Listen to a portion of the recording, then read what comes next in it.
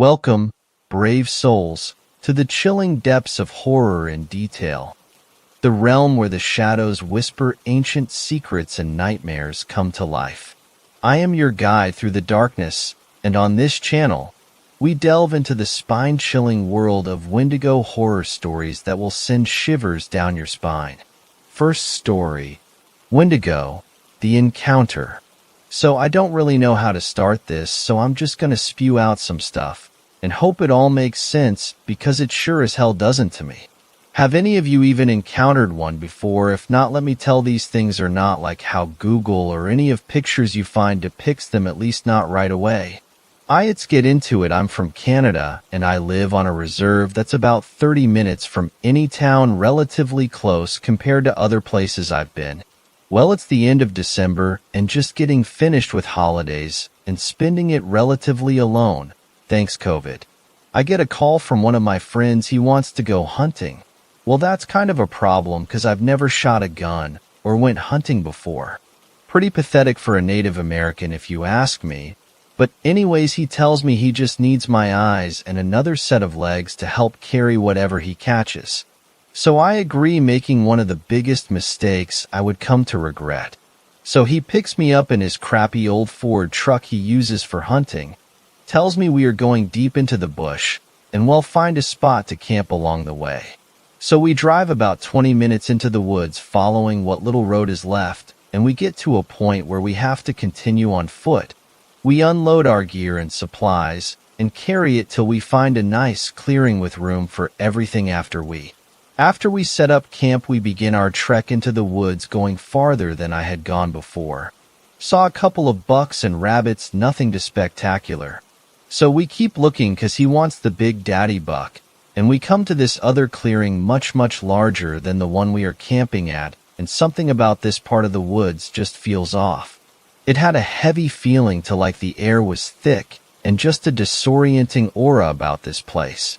But we hadn't caught anything yet, and we're getting hungry, so we spot a rabbit in the middle of this clearing. Buddy lines up the shot, and bam, we have dinner. So being the one without the gun, I go to get our little dinner in the middle of this clearing, and I notice something odd, that it's a perfect circle. No tree stumps, no sign that any human had made this gigantic circle. I also happened to notice what looked like claw marks on the trees surrounding the area. Buddy said it's from bears sharpening claws and marking territory, but the marks were so deep into the trees it seemed off. Anyways, it's dark out now, and we are back at our campsite eating and talking about how crazy this pandemic shit is. I also brought up the clearing we were at and how weird it felt to me. I wanted to know if he felt like that too, or if I was just exaggerating. My anxiety makes me do that sometimes. To which he said, yeah, he noticed the change in the air too, and said it made him feel dizzy and worn out, but he also said it just could have been from the long day we had. So on that note, it was time for bed. We both slept in same tent. It's the middle of winter, and bundling up can only do so much, plus he was like a brother to me. It had to be around 1 a.m. when we both woke up to sound of the most horrible scream I'd ever heard. What that fuck was that? Was my first though. I'm guessing my friend was thinking the thing as he looked at me with fear on his face. I know, because I was afraid too. So he grabs his gun, loads a round into the thing, and we just sit there for a while and listen. Now I know my friend is at least safe, he's got a gun, but I have nothing. Fear and my anxiety start getting the better of me, so I ask, where's the hatchet we used to split wood? Out there by the fire. He said, so I tell him I'm gonna open the tent, grab the hatchet, and when I jump in you seal the thing back up. I open the tent, and as fast as I can bolt to grab that hatchet. As I go to turn around with hatchet in hand, I'm quickly greeted by my friend shoving me down by the back of my neck. He put his finger up to his mouth to tell me to be quiet, and we listen. In the distance, I can hear the slow sound of crunching snow and a faint high-pitched guttural growl. Now I'm in full panic mode. We don't even have to say anything to each, cause we both know our hunting trip was over and it was time to leave. All we had to do was make it to the truck. In the dead of night. It sounded so easy. But it wasn't, and I knew it from the moment I heard, I'm gonna fire a warning shot. Before I could even open my mouth to tell him no, it was too late. The shot rang in the distance, and for a moment there was silence. Then we heard it, a scream so soul-piercing it felt like it lasted forever. It definitely echoed and lingered much more than this gunshot did. It was petrifying. I'd never heard such a haunting scream before, that I was literally frozen in fear. Then we could hear whatever made this scream was charging right for us, with the sound of crunching snow getting closer and closer. We looked at each other and just ran in the direction of the truck, frantically sprinting, calling out to each other to make sure the other hadn't fallen behind. "We're almost there," we kept telling each other as we are weaving through trees, making a beeline to the truck, trying to ignore the sound of this growl that sounds like it's right in my ear. "But I can see the truck. We're gonna make it. We're getting out of here." As we come up to the truck, my friend makes it to his side and unlocks both passenger and driver side at the same time. As I open the door, he does too at the same time, and then he's gone in a flash of white. This thing had gotten him. Ran at him with such force that when it tackled him, it shook the truck side to side. I stood there in shock. I call out to him, but all I can hear are screams and a couple gunshots, and then dead silence again.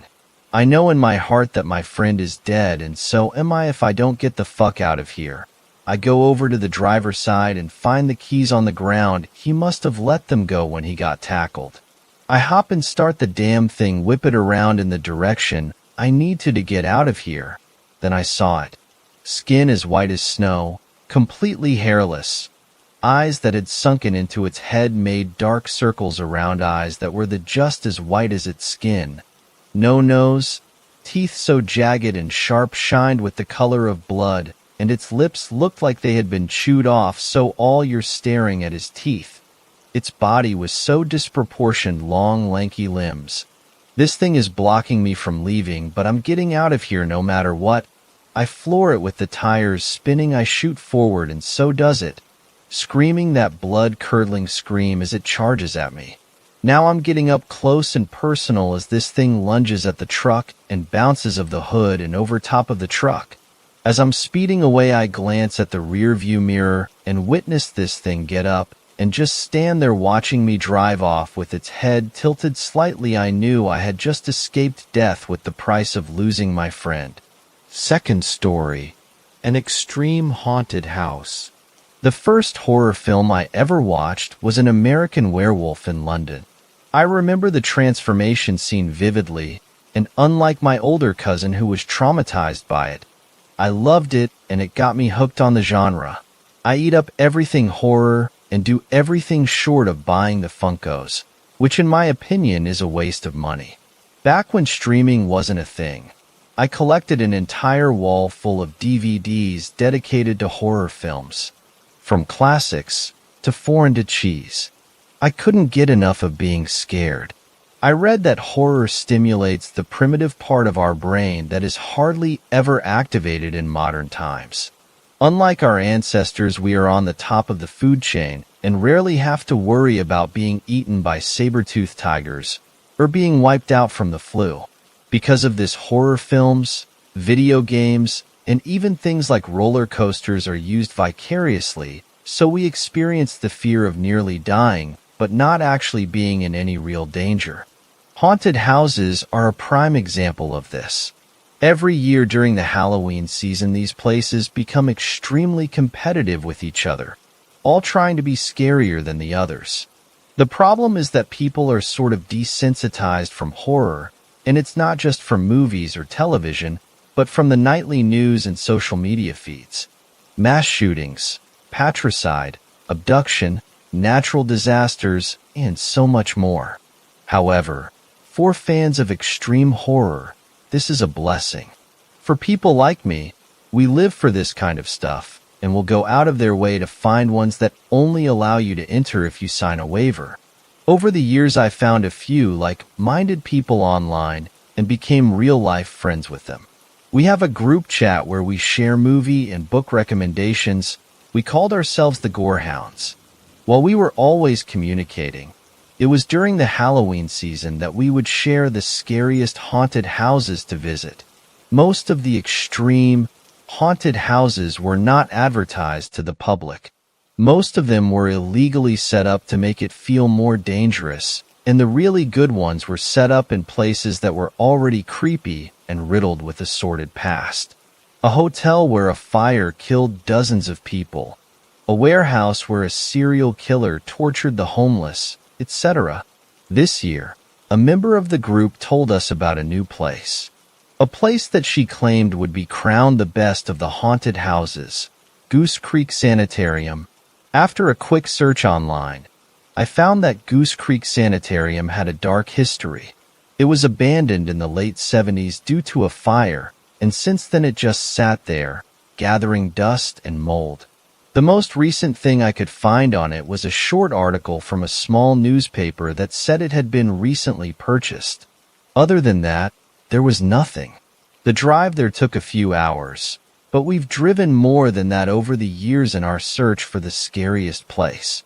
Unfortunately, there was little to see on the way there, so most of the drive I slept. When I woke up, it was nearly dark, and the car was rocking on a dirt road that hasn't been maintained for decades. The trees that hugged the road and covered the sky like skeletal fingers looked perfect for a scary movie. Goose Creek Sanitarium was a large 5-story building that saw no upkeep in decades. Surrounding it was a black iron fence to keep its patients from getting away. Very little had to be done to make the place spookier. The people who put it up knew this and didn't want to ruin it with many decorations. To me, this made sense. After all, a little salt goes a long way when cooking, and too much will spoil the meal. The same is true with decorating a place that is already creepy. The line to get in only had a few people in it. Like us, they were horror connoisseurs. We knew some of them from other extreme haunted houses we visited over the years, and this time we invited some of them to be members in our group chat.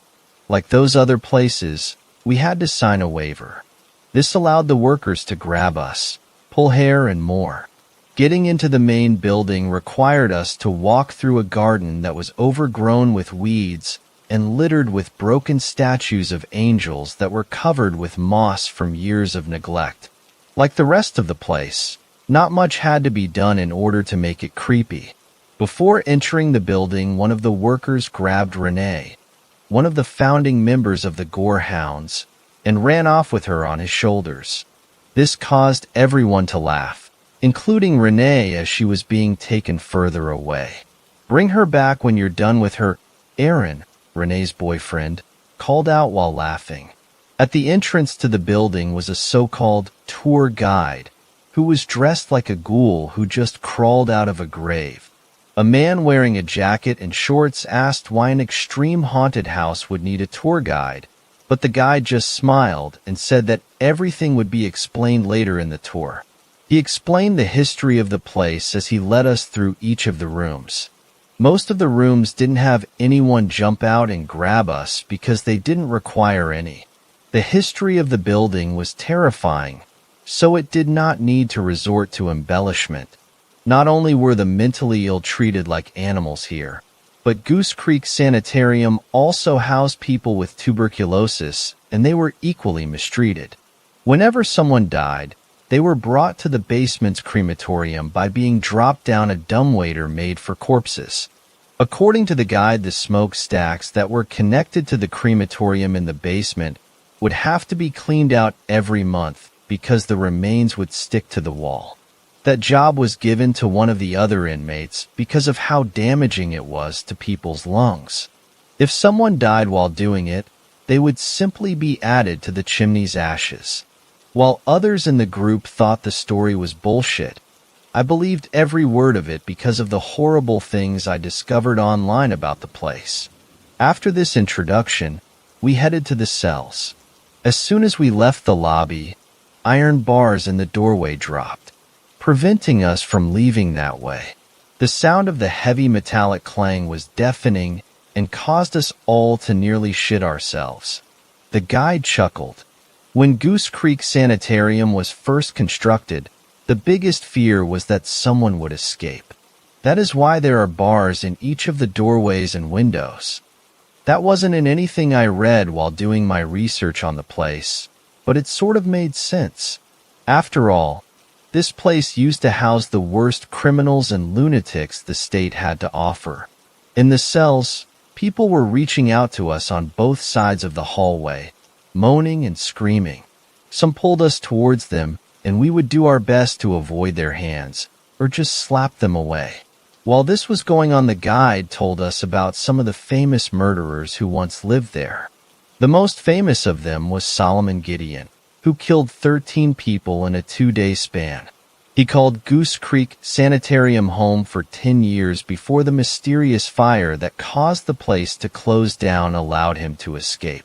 Where he went is still a mystery. I could talk for days about Solomon Gideon, but that's a story for another day. While being told all of this, a man wearing a dirty surgical mask came out of one of the hallways, grabbed someone I didn't get the name of by the hair, and dragged him away. The man being dragged away tried to fight him off, but the masked man not only had the element of surprise, but was also very physically imposing. Because of this, no one stepped in to help. All we did was look on helplessly. We all signed up for this. As we left the cells, more bars fell, preventing us from leaving the way we came. Deeper into the bowels of the sanitarium, we came across what I assumed used to be the mess hall. When we walked in, it seemed to me that the inmates had taken control of the asylum. Hanging from the ceiling was wet meat hanging from hooks and cages. Inside the cages were people begging for our help. The guide spoke over their cries and told us more about the history of the place. How the doctors were known to perform experimental surgeries and procedures. When someone in the group asked if they meant frontal lobotomies, the guide smiled and said while those did happen in Goose Creek Sanitarium, there were far worse fates. Rooms were constructed with the sole purpose of driving insane men sane. The idea was that if something could make a sane man insane, it could have the opposite effect. This included flashing lights, prolonged darkness, sensory deprivation, being wet, cold, hot. The people who had to endure this were even starved, the guide said as we left. Again, more bars fell down, preventing our escape, and I would be lying if I said that I wasn't scared by this. Our next stop was one of the operation rooms where blood was splattered around, making the place look and smell more like a charnel house than a hospital. I didn't think much of this. After all, it isn't uncommon for extreme haunted houses to use ground beef and the blood that comes with it as decoration. The guide told us to look around and that we would meet back up at surgery room 3 in 30 minutes. We stayed in small groups and wandered around a little, all the while having our hair and clothes pulled by people wanting to be freed. Their makeup is Hollywood level, Andrew said, pointing out someone who looked to have been a captive for weeks.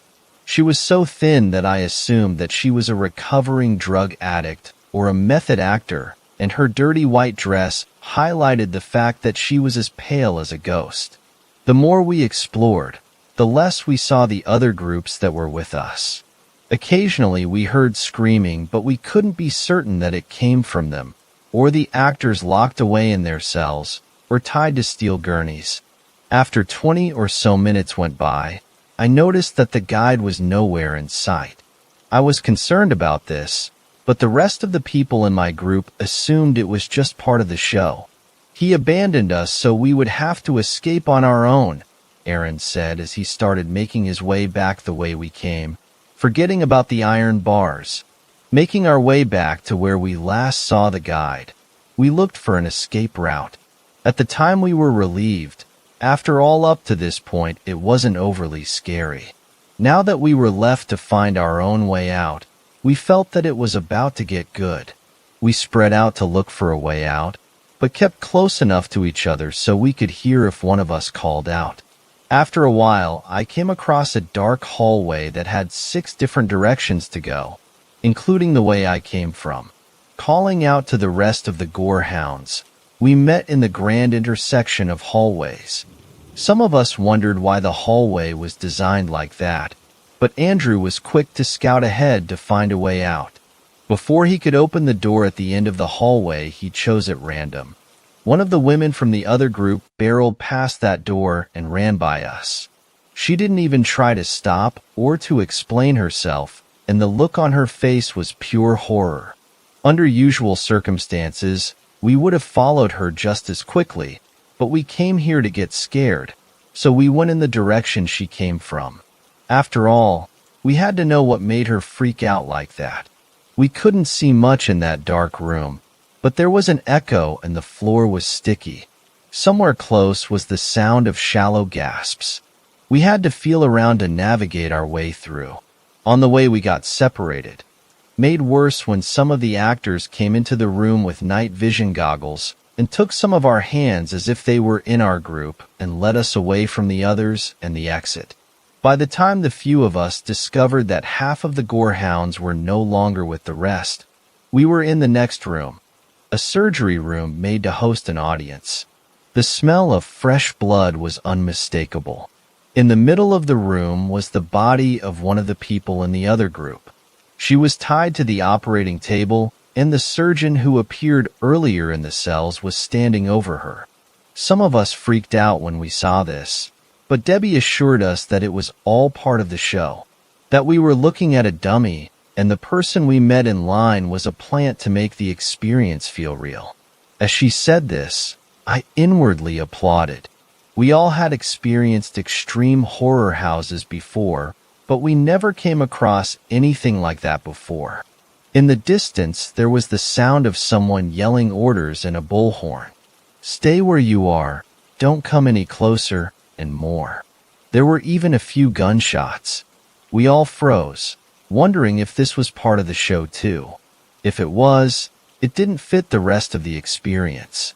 The surgeon aimed his scalpel at us and warned us not to move before running out the door towards the shooting. Naturally, I didn't listen and went to look out into the hallway. I thought this was all just part of the show. However, when the surgeon started stabbing the officers before getting gunned down, I knew it was real. After the raid and the police took everyone's statements, we were let go. They promised to do all they could to find Renee and the others that went missing, but after 2 years we don't have much hope in finding them alive.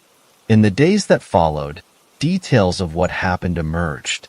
In the 10 days the haunted house was up, 36 people went missing and at least 14 were murdered. The man responsible for the haunted house was best friends with a shady prison warden. The two of them had a deal that the warden would supply prisoners to make the horror experience authentic for an unspecified amount of cash. Those acquired from the prison included 8 murderers and 10 violent offenders. The worst of it, though, was a known cult leader who would dine on the blood of his sacrifices and must have recruited the others. Why this person ever saw the light of day is a mystery to me. 7 of these people were killed in the raid. The rest are among the missing, including the man who paid off that warden. Aaron killed himself a few weeks after that night. I think he blamed himself for laughing as they took Renee. The Gorehounds broke up soon after that. Nothing officially. It's just that we no longer update each other on horror movies or other haunted houses. I sort of talk to Debbie, but never about anything horror related. Most of the time when we hang out, we silently fish and or drink. I can't speak for the others, but I cannot bring myself to watch horror anymore and got rid of my horror collection. Third story. I bought a haunted television. I'm something of a collector. If it's strange, if it's cursed, if it's twisted, haunted, or tinged with the supernatural in any way, then I want it. I've been actively collecting for a few years now, so my house plays host to all sorts of unique artifacts. I've got everything from a book that drives readers insane, haven't got around to reading it yet, to a Dybbuk box, a real one, I swear, to a unicorn skull, bigger than you'd think. So many treasures to study and admire. But my recent favorite by far is the television. It was my friend Liza who sold the television to me, though she tried to talk me out of it. It wasn't even what I was originally there for. See, Liza's a collector and seller of obscure antiques and rare items, and in her work it's not uncommon for her to stumble on something right up my alley. Sometimes she saves these things for the Velvet Room auctions, but sometimes she'll save one special for me and ring me up to have a look. That Friday morning a few weeks ago, she left me a message about coming to see a vintage book of spells supposedly kept by Jack Parsons. I already have an entire bookcase of just spell books, but given that Parsons was an occultist of notoriety, I was intrigued by it for its historical significance. So I threw on some clothes, told the dog to keep an eye out while I was gone, and drove on over to Liza's. An hour later my truck was parked outside her unreasonably large house, the sort of Victorian Gothic monstrosity out in the countryside that you'd expect an antique collector to go gaga for. She opened the front door before I'd even made it to the porch steps and ushered me in with a bright smile. Her brown hair was done up in soft curls, and she wore the same ruby-red lipstick and midnight eyeliner that she always did to age up her baby-faced features a bit and look her 30 years. She says it helps clients take her more seriously. We hugged, caught up a bit. As usual, she had tea and cookies ready for me in her sitting room. We chatted and sipped on a vintage Narcissus, surrounded by Liza's numerous odds and ends, our conversation punctuated by the ticks of her 3 grandfather clocks. After catching up, Liza sent me to wash my hands and had the book waiting for me when I returned. I began inspecting it, taking mental notes of the quality of preservation and the added value of Parsons' handwritten notes in the margins. "So where'd you find this gem, Liz?" I asked as I thumbed through it. "Oh, I bought it off a collector upstate," she said. "It came in a bundle with a few other things. I really only wanted the seance table, but the seller insisted that it was to be sold with the other items." "Why? Is it all part of a set?" "Certainly not. None of it relates to each other at all. But the collector's in the process of selling his entire collection, and he's made it clear he's in a rush to do so. I get the sense he's selling in bundles just to get rid of things as quickly as possible." I looked up from the spell book, surprised. "He's selling his whole collection? That's pretty extreme. Is he moving out of the country or something?" Liza grinned wryly. "Well, he's a believer in the supernatural, like you. From what I gleaned in conversation, he got his hands on a few items that spooked him silly, and now he wants nothing to do with any of it." A little thrill ran through me. An item that could scare a man so badly he'd sell off his whole collection, no doubt years upon years worth of work, had to be something juicy. Were any of those spooky items included in the bundle you bought, by chance? I asked Liza, looking around. There was one included that he was complaining about.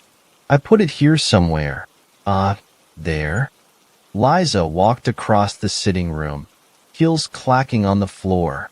Nestled between the aforementioned seance board and a potted Norfolk pine was a squat object draped in a sheet. Liza pulled the sheet off to reveal the television. It was an old, black, boxy model, the kind you might have had in the early 90s, and small enough to comfortably carry. "A TV?" I asked. "Really? That scared him?" Liza laughed. "I had to do a bit of prying to get it out of him, but he claimed he could hear demons through it, or something like that, and insisted it can't be left on for long." Immagine. Voices from the other side reaching out through the TV. A quintessentially modern ghost tale. "I think the poor guy got carried away with some whiskey while flicking through channels, is all." "So you don't believe him?" "I don't." Liza shot me an amused look. "But I'm guessing you do. Let's just say I'm curious.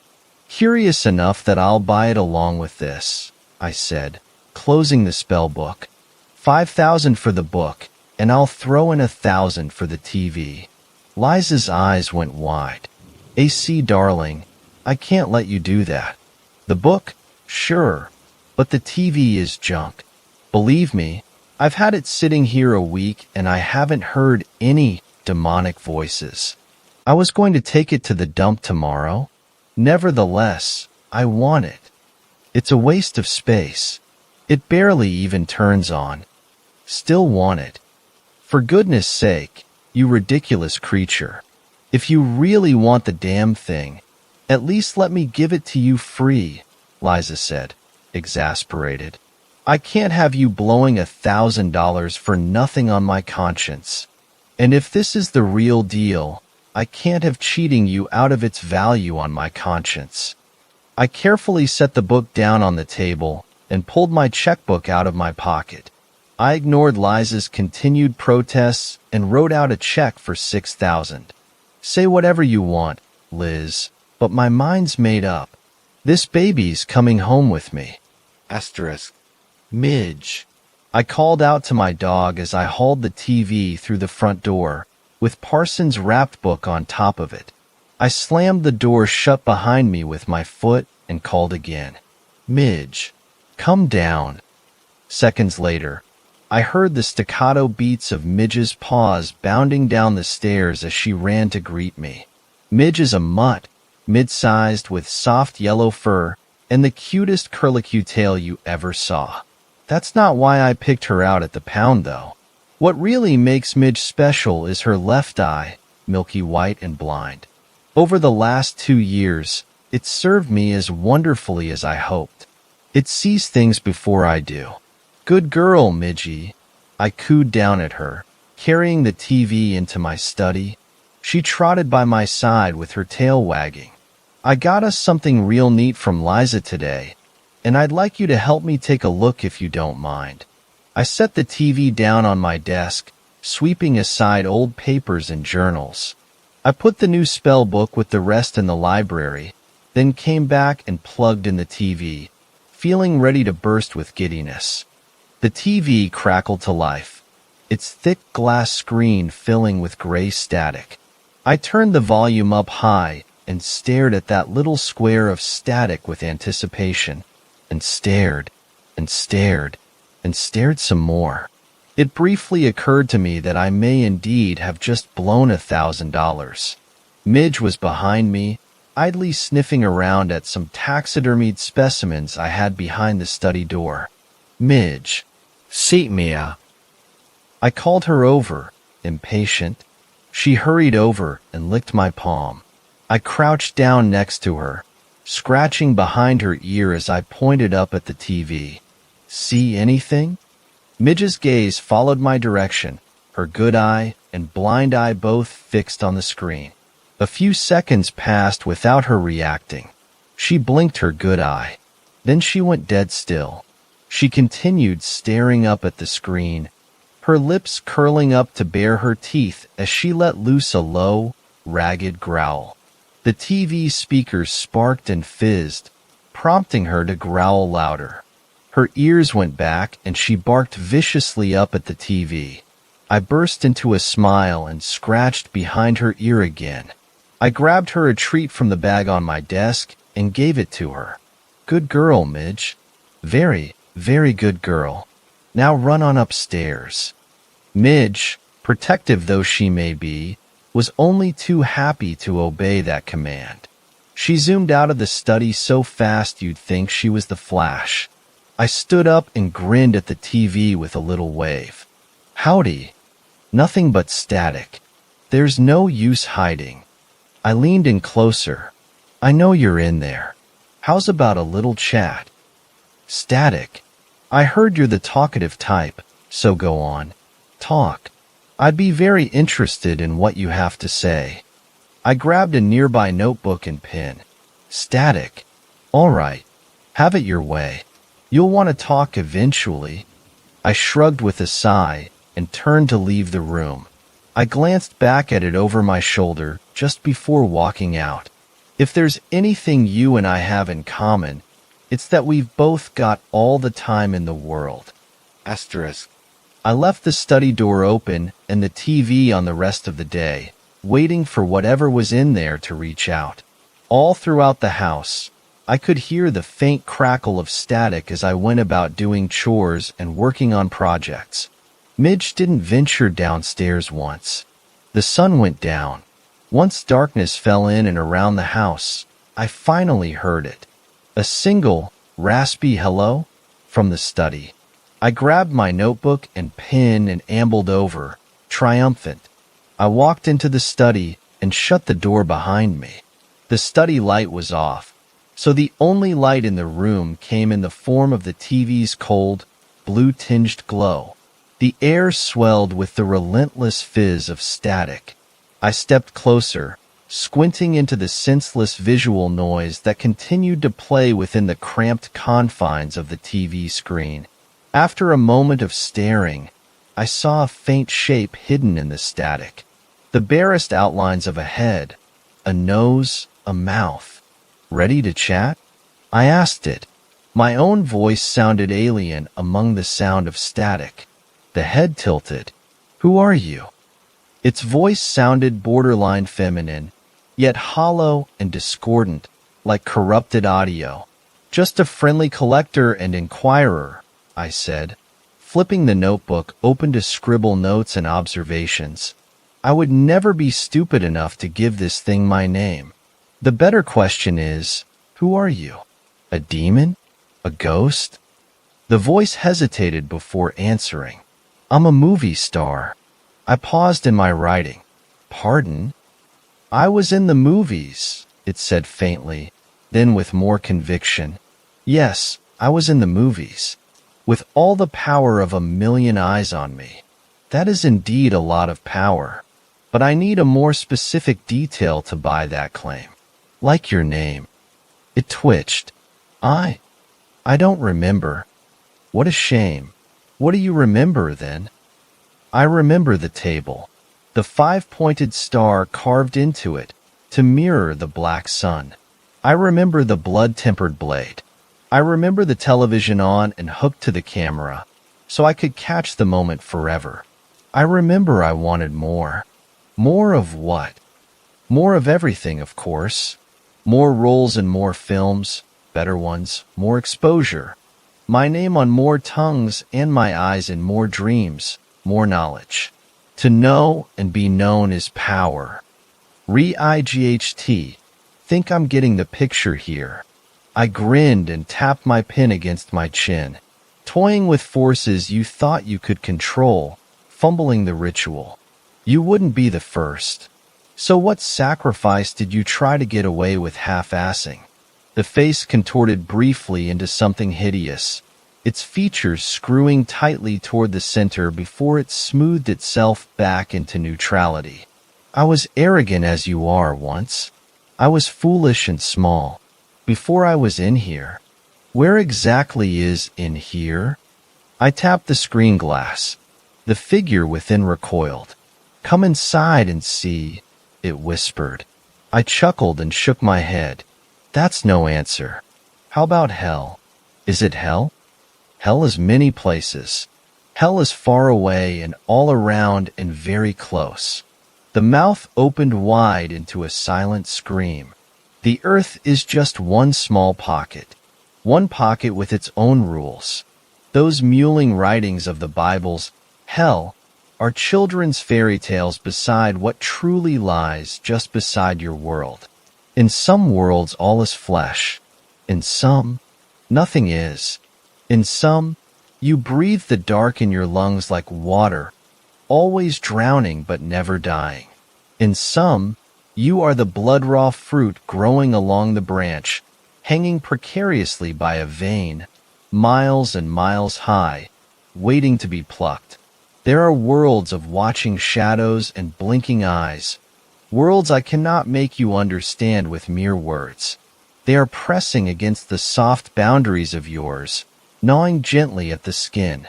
You were frightened. Not at all. I continued writing down her words. I see it through the glass. Your heart is beating faster. The other I told was frightened too. So frightened he screamed himself hoarse by the 10th night. But you don't need to be frightened. Once you get used to the pain, it is beautiful. I'm not too proud to admit that something about the way it spoke unnerved me. Speaking to a spirit, or whatever this former human was now. I expected wrath, confusion, threats, incomprehensible wails. Yet the calm with which it spoke as it described all this felt out of place. Sincere. I can show you. I can show it all to you. I'd like to see. I glanced down at the TV controls. Do I have to switch channels or something? Come inside and see, it said. Or else I must come out to show you. Yeah, nice try, I snorted. How about you just show me from over there? I have told you your two choices. Hard pass on both. Let me show you. I want to show you. Then find another way. There is no other way. There is no easy way, it breathed. It is the lesson I have learned well. Nothing is given without something taken.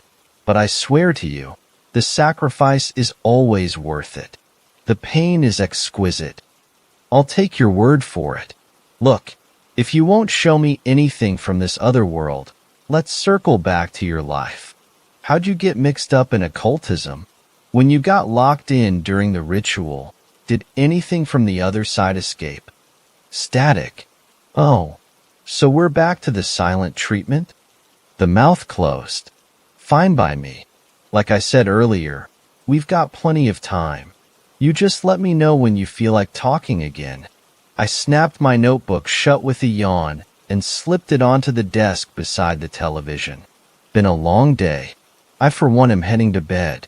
I'll swing back around in the morning to check up on you. Good night.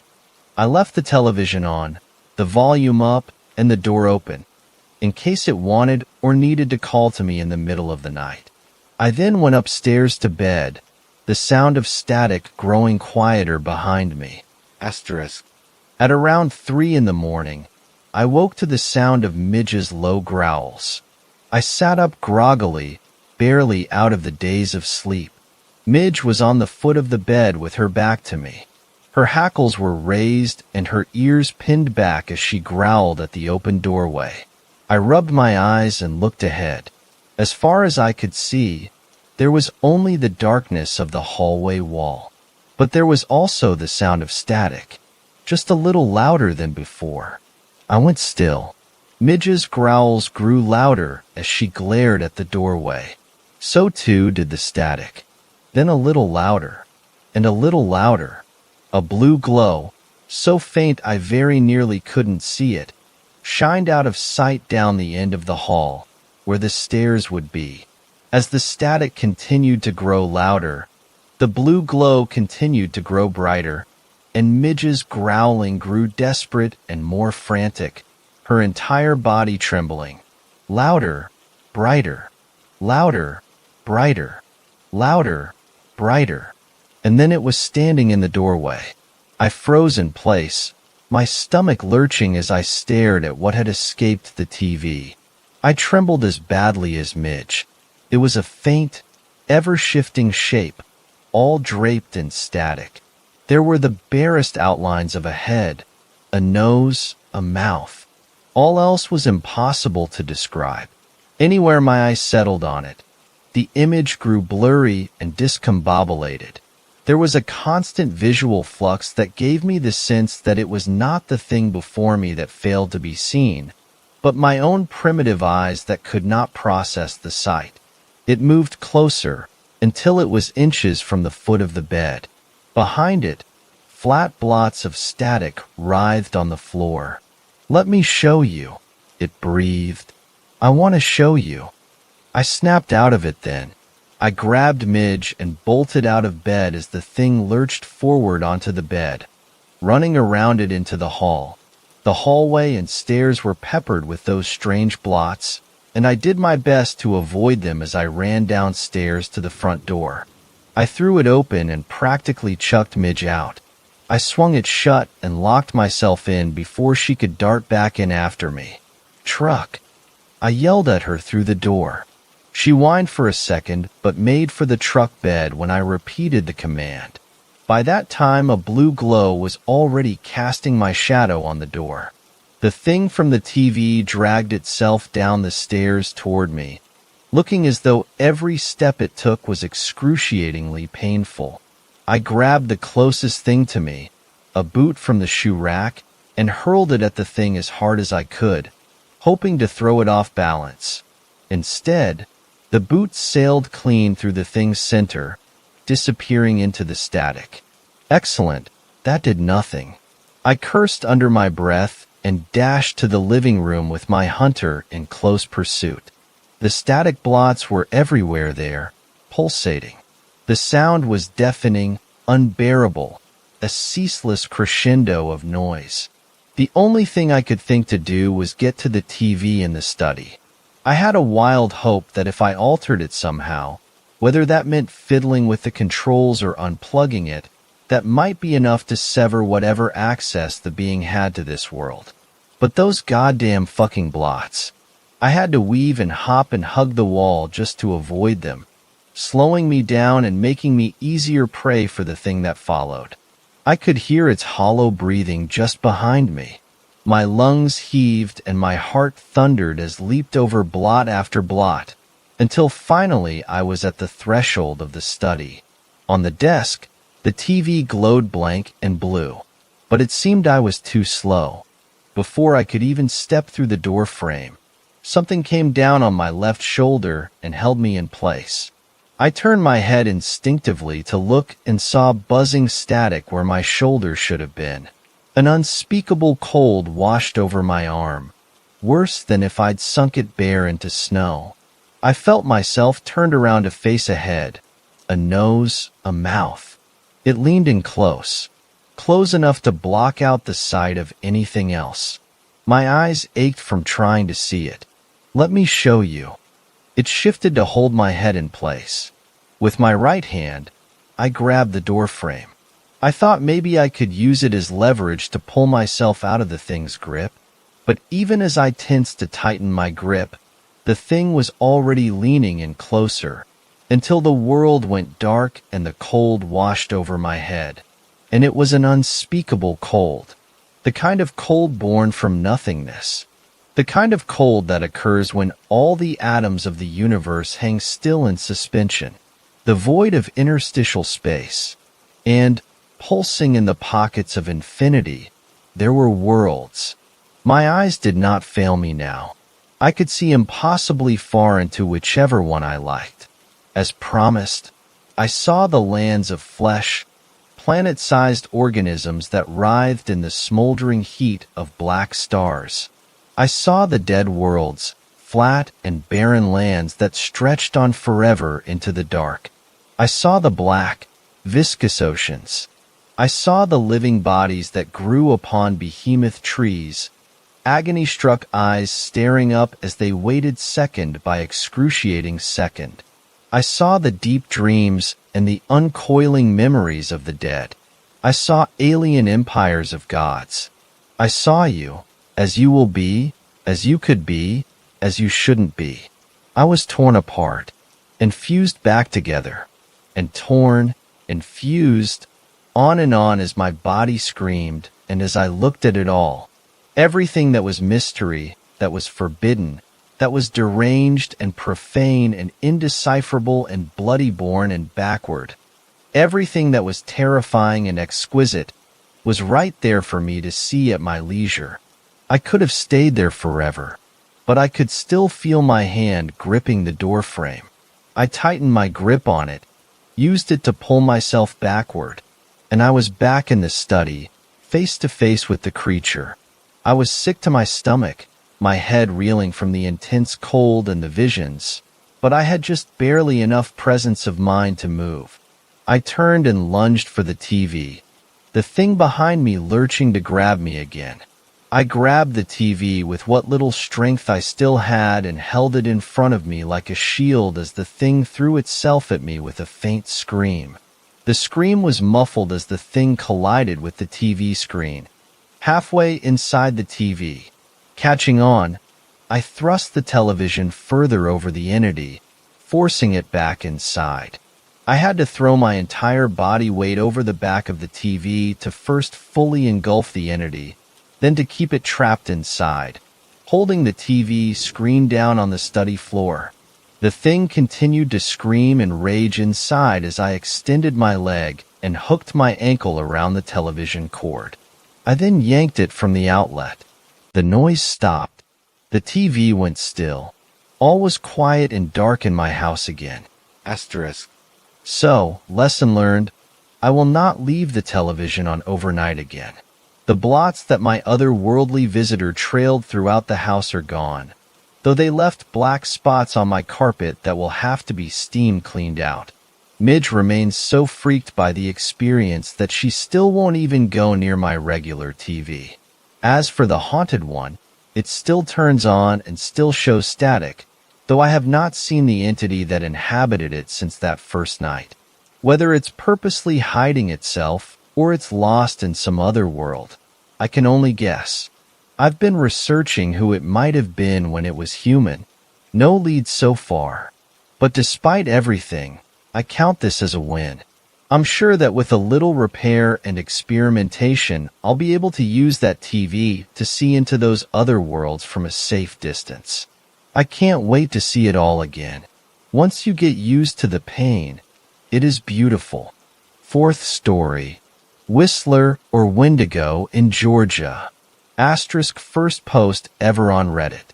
Been holding on to this story for a while, and after finding this sub, I felt you guys would be interested or have some input on what I could have seen. It's been almost 2 years, and I still can't get it out of my head. That whistle. Growing up in the mountains of North Georgia, camping and hiking were things me and my brother did so often it was second nature. So anytime Ryan and I had a break from school, we would head straight for the woods. We packed our gear, let our parents know where we were going, and that was that. No questions asked. We decided to camp about midways through Jack's River Trail in the Cayuga Wilderness, and it's a trail we knew fairly well as we had used to a few times before to practice long hikes. We arrived at the trailhead around lunchtime, parked the car, got our gear out, and headed into the woods. We passed a few hikers as moved along and asked them how the trail looked, and the answer was always the same: wet.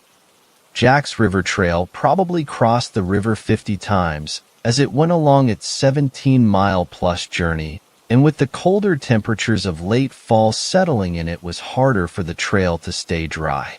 We moved deeper into the trail and started to look for a place to make camp. This is where Ryan and I made our first mistake.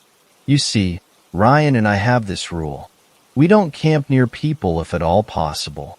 Call us paranoid, but the last thing we want is for someone to drag us out of our tents and into the woods never to be seen again. So we always camped a pretty decent ways off of the trail and in the area that wasn't popular with overnight camping. Roughly 2.5 hours or so, we found what we thought was the perfect place to set up for the 2 nights that we would be out. We came up to Horseshoe Bend and ventured about half a mile off the trail into a clearing and set up. We built a teepee fire lay for that night and pitched our tents on either side. After setting up and unloading, we decided to walk back to the trail and go exploring around some of many swimming holes Jack's River had to offer. This was during Thanksgiving break, and I remember being surprised at how few people were on the trail. Maybe it was the weather or the fact that this was early in the week, but there didn't seem to be anyone hiking, much less staying the night. Around 5 o'clock, Ryan and I headed back to camp to start our fire, make dinner, and settle in for the night. As soon as the sun began to set, the cold rushed in. We added more wood to the fire, sat close, and just enjoyed conversation. Ryan was 2 years behind me in school.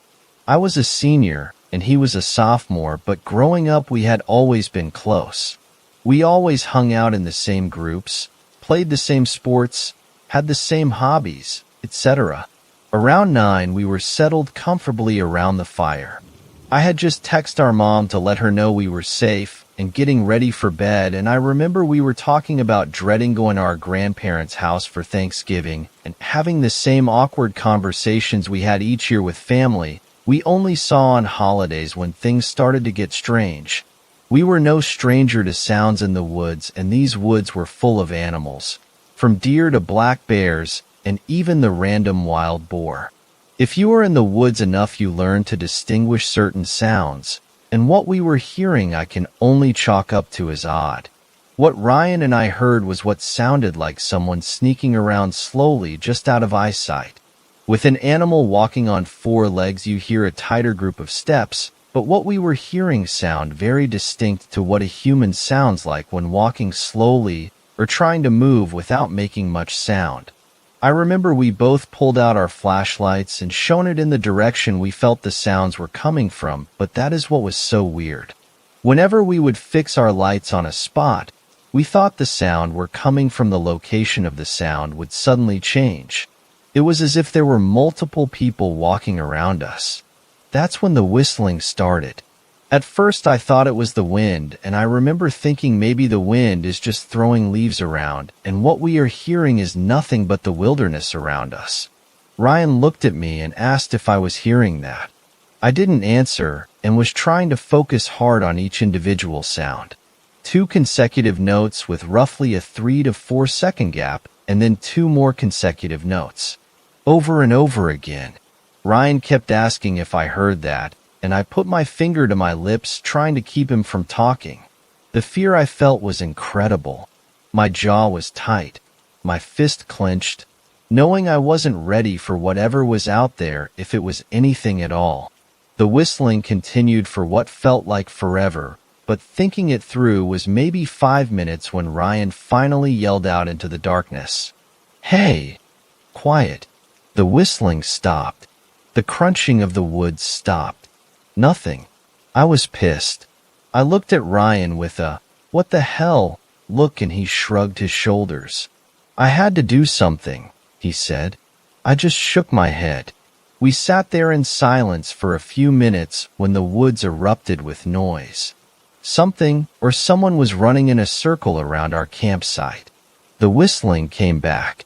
2 consecutive notes with the same 3 to 4 second gap, and then 2 more consecutive notes. How could someone whistle this loudly without cracking while also running? I was done. I stood up, shining my flashlight in all directions, trying to catch a glimpse of whatever was screwing with us. Nothing. It felt close enough to touch, but we never saw a thing. That's when the movement stopped, but the whistling was still constant.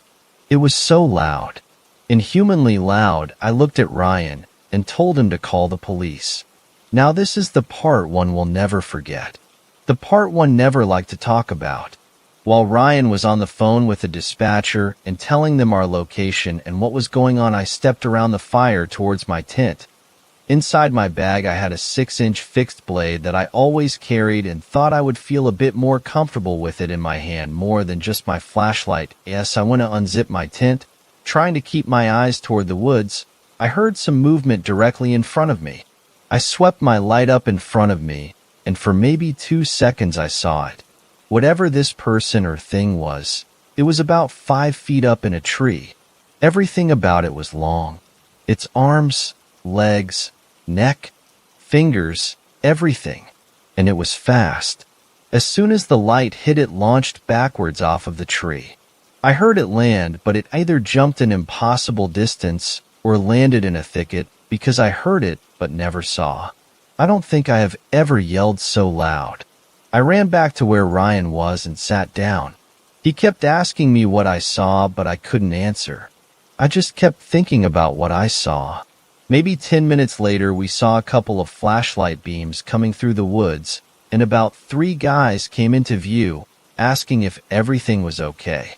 I settled a bit and started asking them if they had seen or heard anything.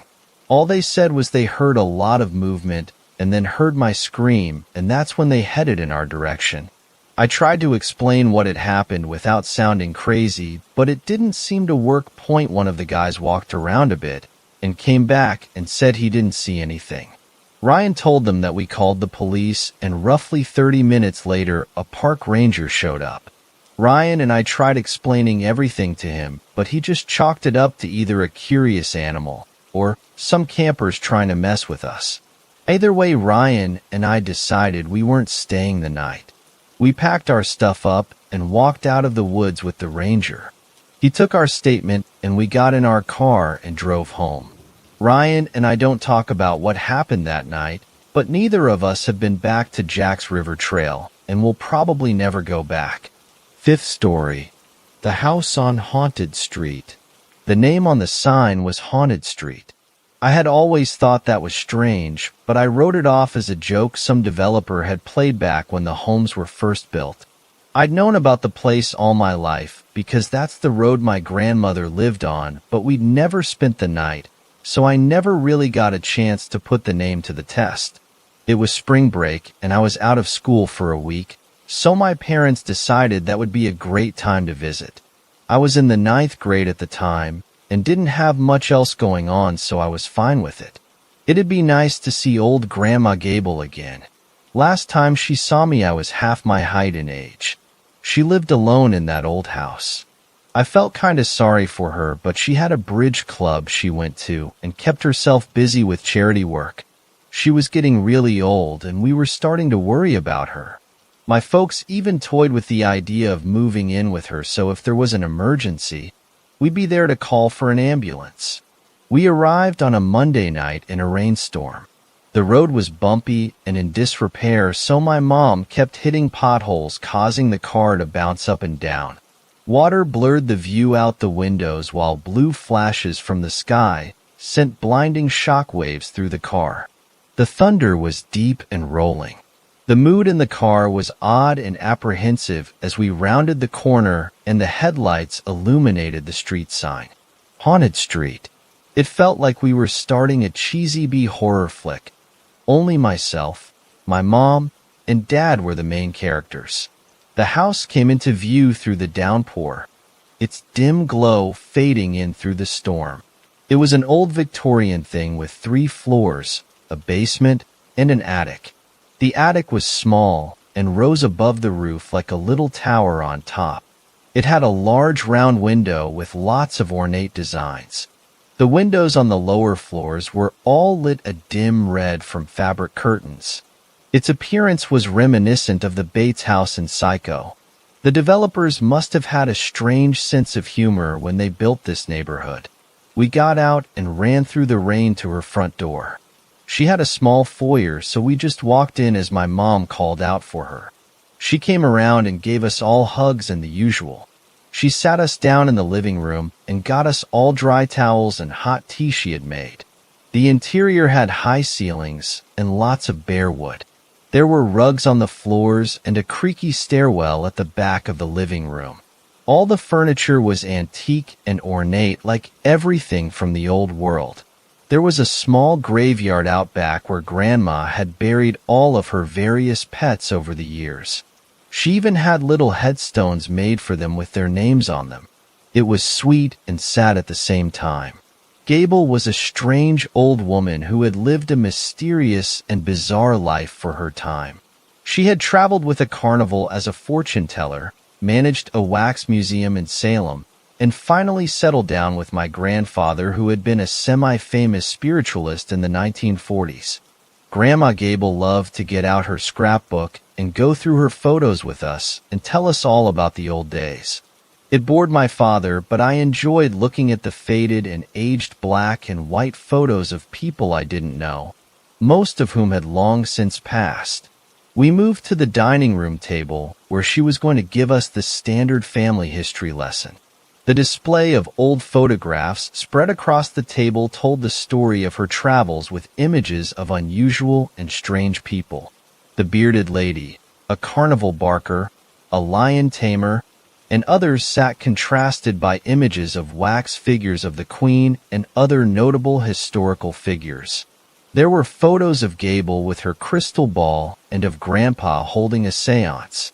The figures in the pictures were all fascinating characters, but there was something off and disquieting about them that I couldn't put my finger on. As I sipped my Earl Grey tea, she told us we'd be having guests for the week. She was excited for me to meet some of her old friends. My mother looked confused and asked her who was coming, but Gable just smiled and told her it'll be a nice surprise. After the storm let up, We got our luggage out of the car and put them into the rooms we'd be sleeping in. My parents were going to take the room down the hall from Grandma on the ground floor, and I was given my pick of anywhere else in the house.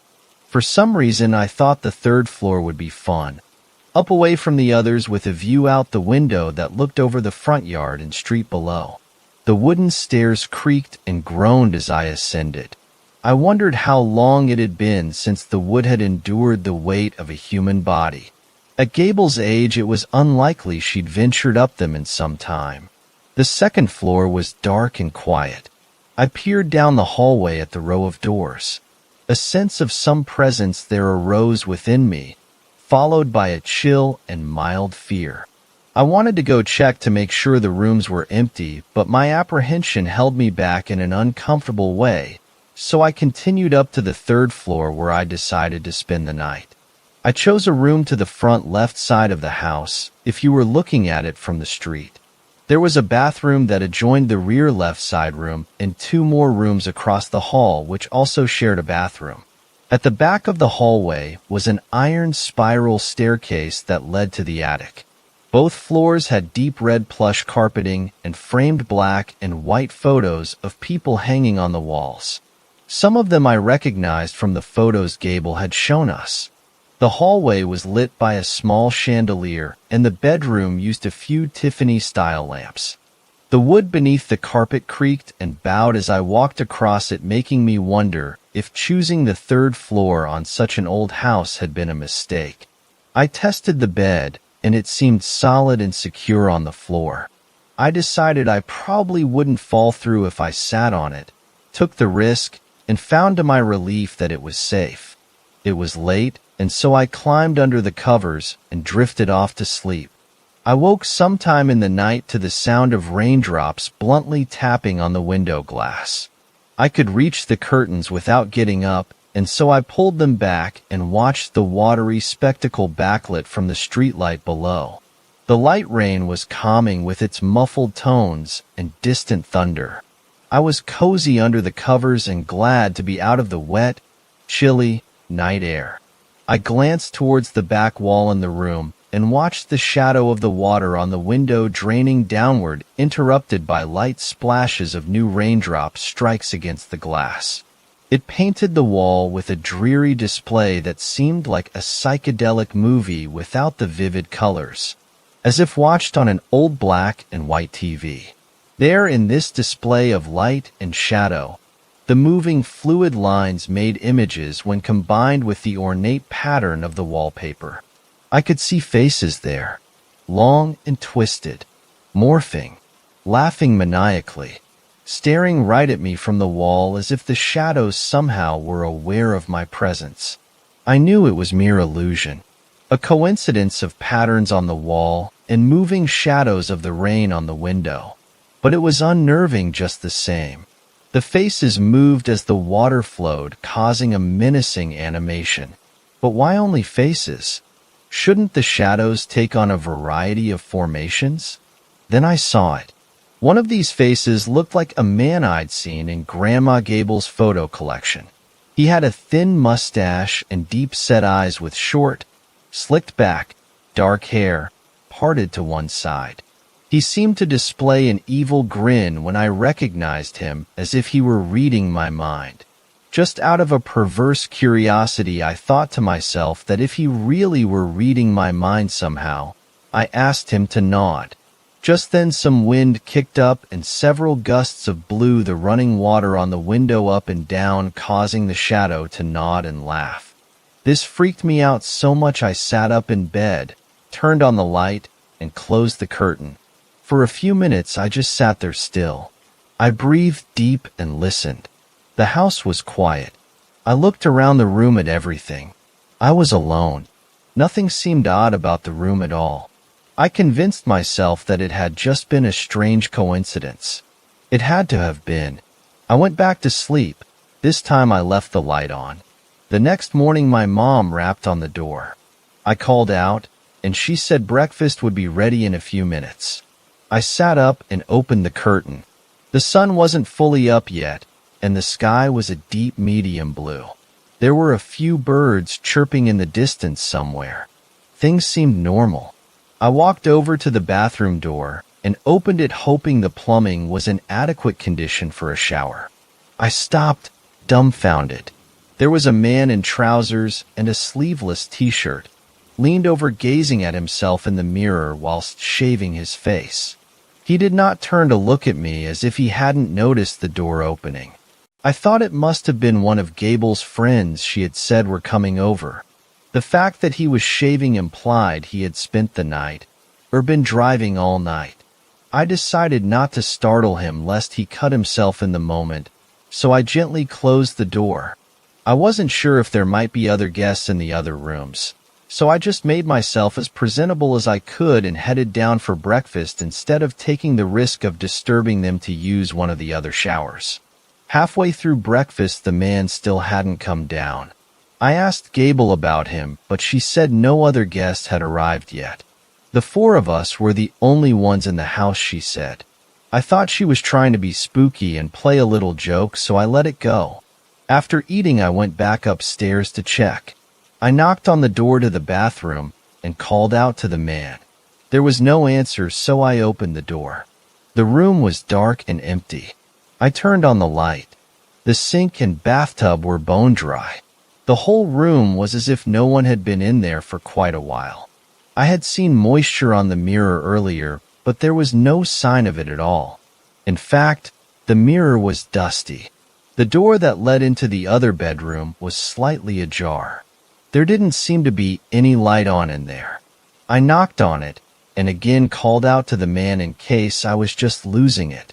I said out loud that I was opening the door, then slowly pulled the door open, revealing a dark and empty room. The bed was made. There were no bags or luggage to be seen.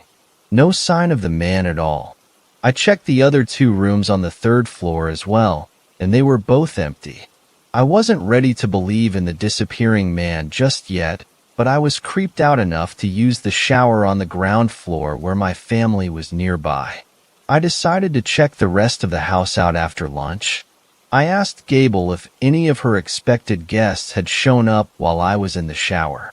I didn't want to walk in on anyone who may have occupied a room during that time, however brief. She said they hadn't. I quickly checked all the rooms on the ground floor. My parents' room had my father in it. My mom was coming out of the ground floor bathroom as I passed. I glanced inside Gable's room. No one was in there.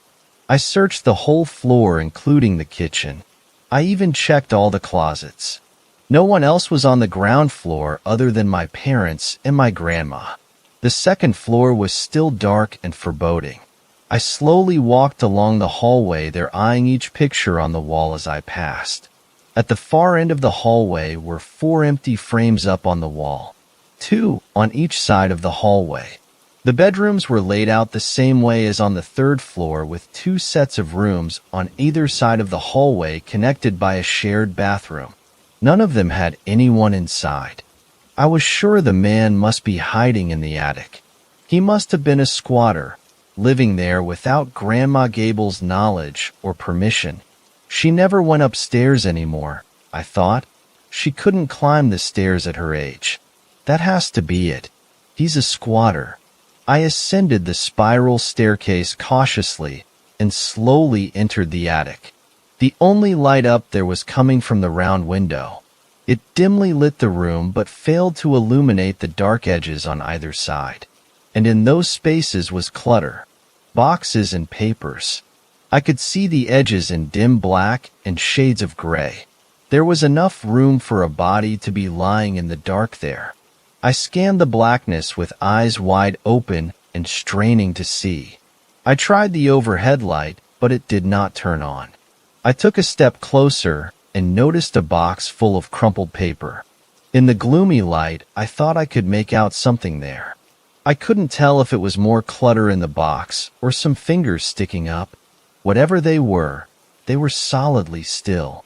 I took another step towards it to make sure. Just more clutter, I thought. Then it lifted up and rotated over as if it were a hand connected to an arm somewhere in the black. My heart felt a punch and I flailed backwards, reeling in terror. I stumbled down the stair, calling out for my father.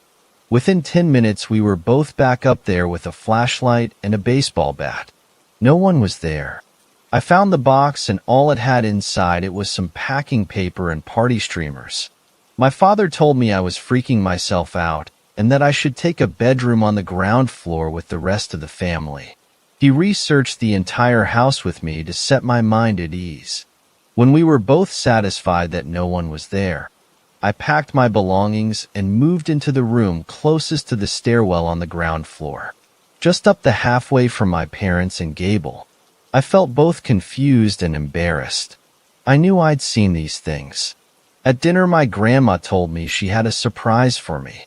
She wasn't going to tell me, but in light of my needing a bit of cheering up, she said, she decided to break the news early. She'd left me the house in her will. I'd almost thought it was a joke. After we ate, I went out back to sneak in a cigarette in Gable's pet cemetery. The air was cool as the sun glowed through the cloud cover on the horizon. The little gravestones looked lonely, and for a moment I wished I'd spent more time with Grandma over the years, so I'd have some fond memories of the little creatures. One stone had a depiction on it of the doggy that I'd presumed was buried there.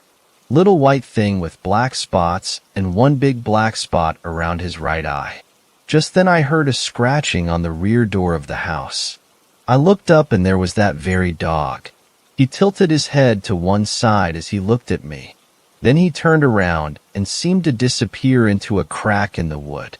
It was as if he stepped into it. The crack was no wider than a few centimeters, yet the dog slipped into it with ease. At this point, I was convinced I was having full-blown hallucinations. I went back inside to talk to my father about it, but Gable said they'd gone to bed early. That sounded like a good idea to me, so I told her I wasn't feeling well and I was going to do the same. I woke again in the middle of the night to the sound of someone coming down the stairs, pounding their feet on each step. I thought maybe Grandma was falling or something, so I quickly went out to the foot of the stairwell, where I saw nothing. No one else got up. I found it hard to believe they hadn't heard it. I stood there for a minute and listened, but the sound did not return. I stared up the stairwell and found myself afraid to climb it. I knew I should check to see if Grandma had gone up there and needed help, but I was reluctant to do it. Eventually, I forced myself to go up after retrieving the flashlight my father had used earlier. It shone a circle of light on the steps as I ascended. On the second floor, I had the impulse to look at the pictures again. When I got to the empty frames at the end of the hall, I found to my horror that two of them now had pictures in them. One was a black and white picture of my father, and the other was of my mother. Things were getting too weird for me. I went back to bed determined to tell my parents that I wanted to go home the next day. Morning came, and at breakfast Gable sat at the table alone.